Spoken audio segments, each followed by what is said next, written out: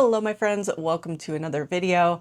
As you probably already saw by the title and thumbnail, today we are talking about stitch markers. Why? Because I have been thinking about them a lot. I mentioned in my kind of crochet and chat with me video that I wanted to bring products for crocheters to my market.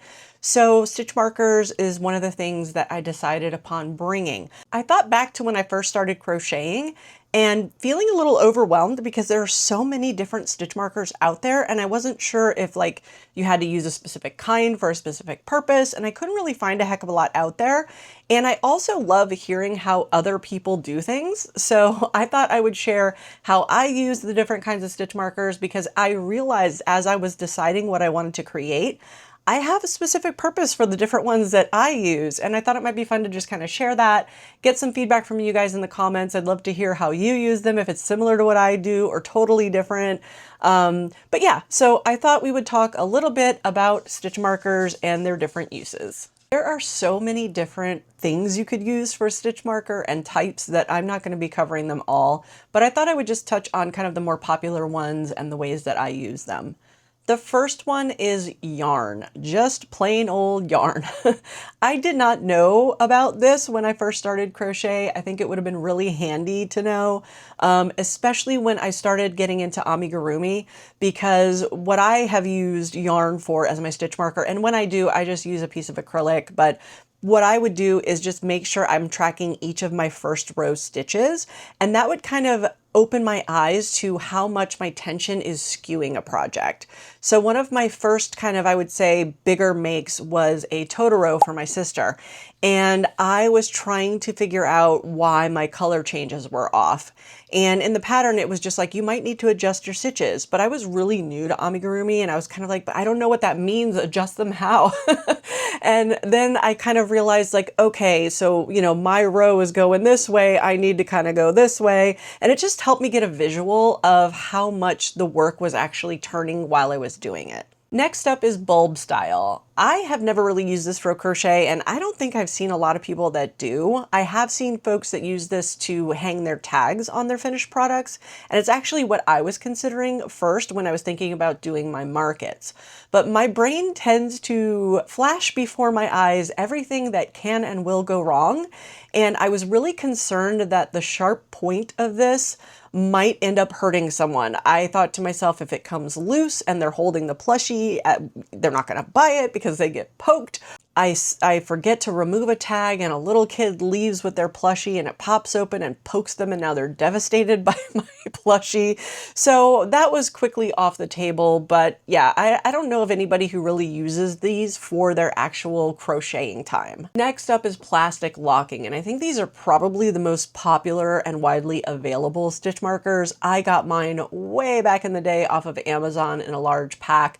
As I paid more attention to my workflow, I realized that I actually get really particular when it comes to using these, which is kind of weird. But when I have a row that's kind of a complex row, and what I mean by that is like, it's not like 2 singles and an increase and you do that 10 times or whatever. It's where it's like 3 single crochet, and then there's an increase, and then it's 3 more single crochet and a decrease, and then 3 more single crochet, or 5 single crochet and then a half double increase, or whatever it is. If it's a row that's got a bunch of changes in it, I found that it actually speeds up my workflow to read that once and just plot everything. So what I'll end up doing is, like, if the pattern says 3 and an increase, I will use typically blue for my increases, red for my decreases. I know I'm anal retentive that way. I don't know what it is. Tell me if you do this too, because maybe it's just me. But yeah, I'll like color code them. Green will be half doubles or whatever it is. And then I end up going through the row just once. My stitch count is always perfect because I already marked it out. I don't have to keep looking down at the pattern like, okay, I did my 3 singles, now what's, oh, it's an increase, now what's, you know, and I just found that it actually helps me. Taking that extra second up front just makes it go by, and I don't have any issues when I finish the row. Another way that I use these on the regular is when I have a big bobble. So if I have a 5 or a 6 loop bobble, I'll put the stitch marker in the stitch that comes after that bobble before I start. And that just helps me find it when I'm done. When you're really tight in those stitches, sometimes finding that next stitch is a little tricky. So I'll always stick one of those in there before I do the bobble, and then I have no issues finding the next stitch.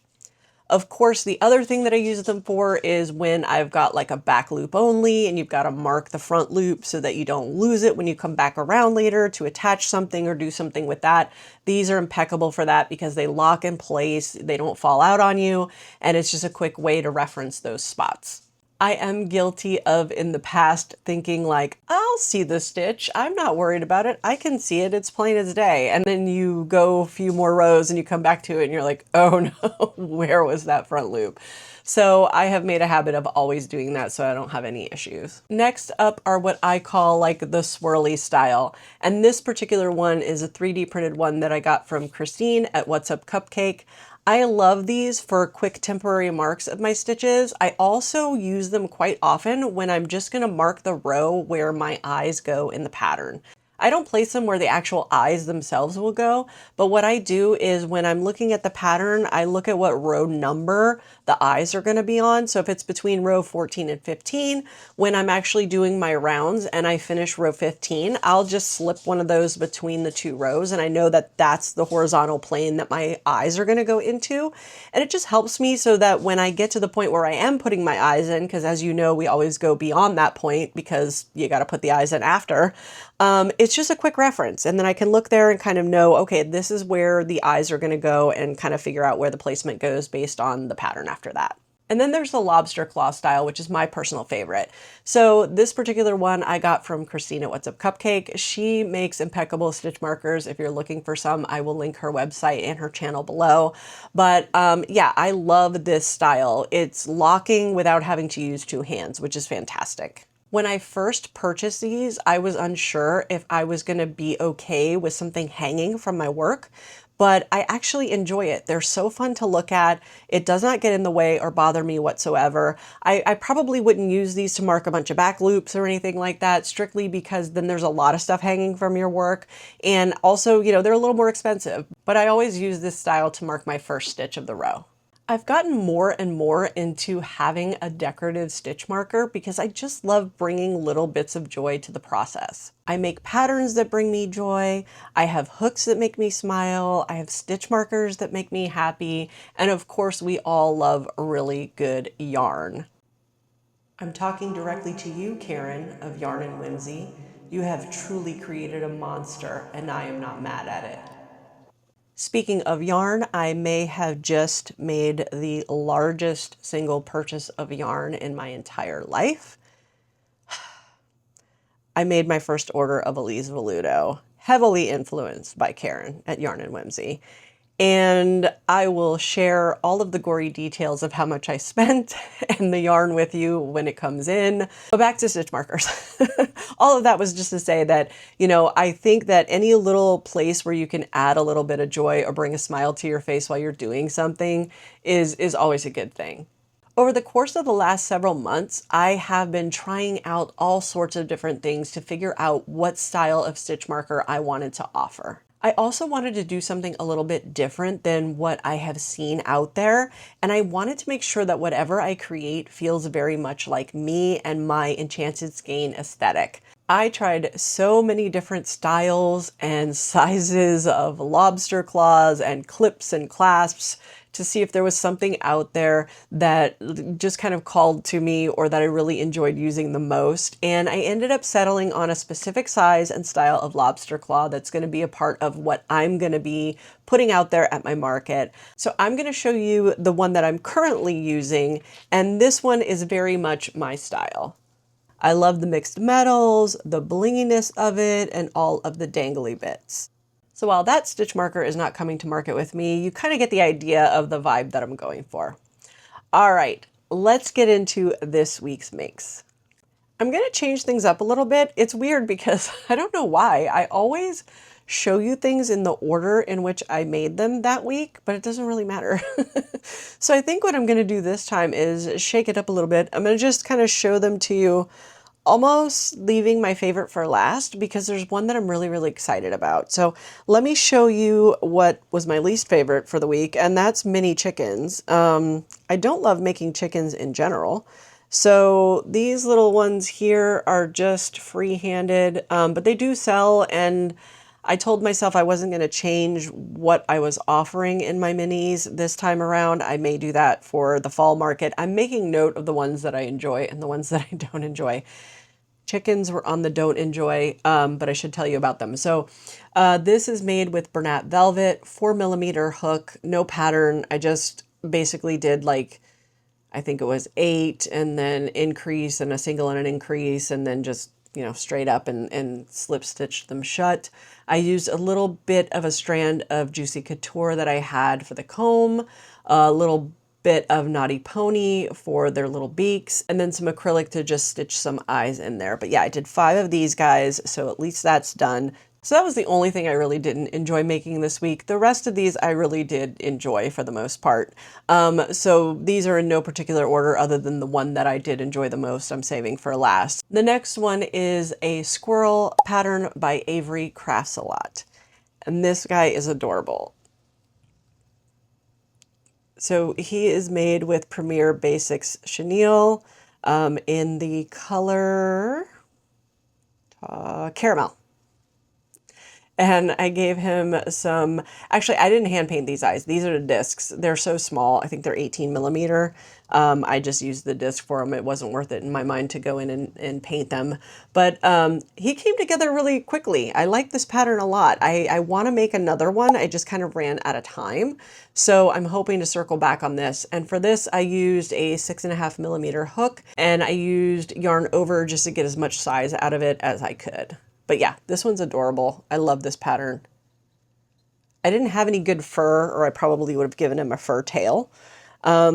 Staying on the squirrel train, the next pattern that I made is a newer pattern by Amanda at Eclectic Scribbles for her flying squirrel. I'm a member of her Patreon. I followed her before I realized she did crochet.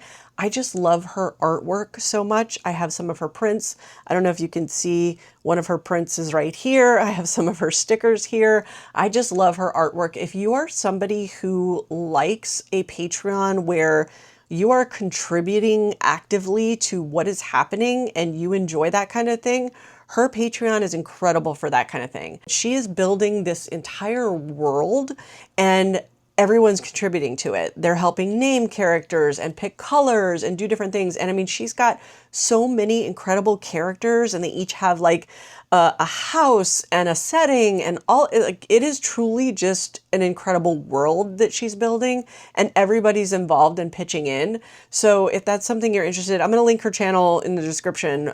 You probably already have heard of her if you're on my channel, but just something to point out because it is really like an experience in there. But all that to say, I got this pattern as a member of her Patreon. Patreon gets it first, and then I think everyone else gets it like a month later. So worst case scenario, I'll link to her website so that you have it there. But this is her flying squirrel. And he is so cute. She gives him a booty. I didn't give him the booty. I just put his tail up there. But yeah, he is so stinking cute. I made this with Premier Basics, 6.5mm hook yarn under. I gave him some hand-painted eyes and just his embroidered nose and a little bit of a smirk because I just felt like that's the personality that came out with him. This pattern is definitely a trust the process pattern. When I was first making the wings, I was like, I think I did something wrong and I made them too big. But then I realized like, wait, no, they've got to kind of curve. And they really do have a really cool curve to them. And yeah, if you're a little hesitant with what you've done, you're fine. Just follow the pattern and she takes you through. So if you just follow the way it's written, you're good to go. But yeah, he came out super cute. I really love him. Next up was another splooter by Snugglebeans Crochet, and this one was Fen the Fox. I made this guy with Bernat Blanket, and he's got 35mm hand-painted eyes. His nose, I want to say, is a 20mm nose, and he was done with yarn under and a 6.5mm hook.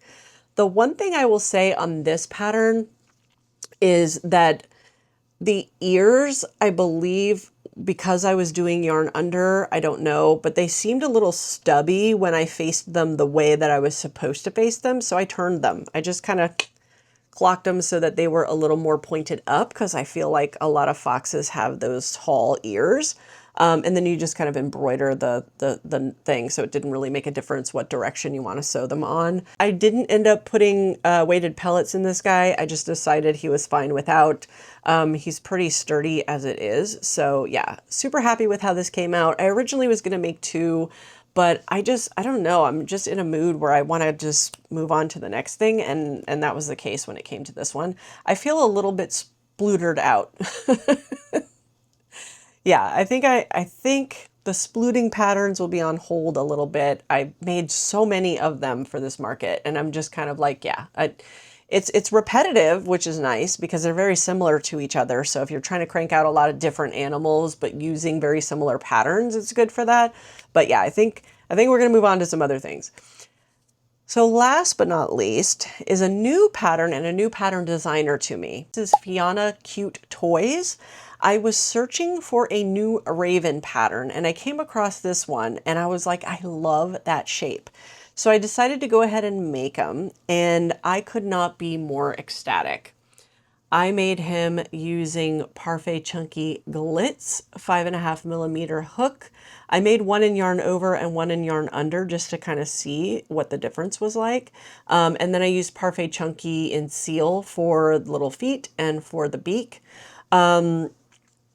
In this pattern, the only downside of the pattern to me, and it's not even a downside, they use cabochon eyes, so the half dome that you just glue on. So it doesn't really tell you where to place safety eyes or when to place safety eyes because they basically crochet it and then glue them on. So what I ended up doing was just getting kind of down to about here, and then I held up where I was going to put the beak and put in stuffing and an Ami stick to just kind of hold everything. And then I went ahead and placed my eyes, and that way, you know, I would know where I wanted them in comparison to the beak. I'm sure they're kind of hard to see because they're black, but in person, it actually works really well with the Parfait Chunky Glitz because it kind of defines where the eye is. I debated putting a little bit of white, but I decided against it. I like it very much more true to, you know, kind of raven style. The only other thing that I did differently from the pattern was the feet. So you just crochet these on. You do sew the wings and the beak on. These are surface crocheted on, but what I ended up doing was just making them and then tacking them on. It was just easier for me. I don't know what it is about certain shapes when I'm trying to do them crocheting on the surface, but it was just faster for me to just make the feet and tack them on. So that's what I ended up doing. But it's so fast. It comes together so quickly. So I've got 2 of these guys. Like I said, one is yarn over, one is yarn under, but they didn't really come out much different in size. Oh, one other thing I did differently than the pattern is at the base of the tail, it just kind of ended on a row, so it was a little more square. So what I did here is I did a decrease, a single, and a decrease to just kind of curve it ever so slightly. But either way, it would have looked great. And I really love these guys. And they sit pretty nicely. So yeah, super happy with this. These are definitely going to be my go-to raven patterns going forward. And I ended up placing an order for more Parfait Chunky Glitz because I love how this turned out. And I love it on the camera too with my light. Oh, I could just look at this all day. But yeah, these came out great. Super happy. My favorite make of the week. Those are my makes for the week. I have a lot to do. Next week's video is going to be the market recap. I've got to take care of these roots and dye this hair because I want to go to the market with my purple hair. And I've got to finish up all of my stitch markers and my packaging and everything that I'm doing. Like I said, next week's video is going to be the market recap. In that video, I'm going to treat it like the others that I have done where we go over all of the plushies that I brought and the plushie sales. And then I'm going to do a separate video right after that for the crochet products. And the reason for that is I have a product that I came up with that is fairly new, and I want to share all the details with you on that, the prototyping, everything, some packaging that I created for that. And then I'll be able to show you the stitch markers that I end up making and the eyes that I brought and all that kind of stuff. So I think it would be a lot for a single video. So I'm going to split that into two. I'm hoping you'll come along for the ride. I'm really excited to share all of this stuff with you. But yeah, I hope the stitch marker conversation was good. Let me know in the comments if you use them the same way that I do, if you are as anal retentive as I am and kind of color code even, or if you just think I'm crazy, which is fine too. But as always, thank you so much for watching, and I will see you on the next one. Bye.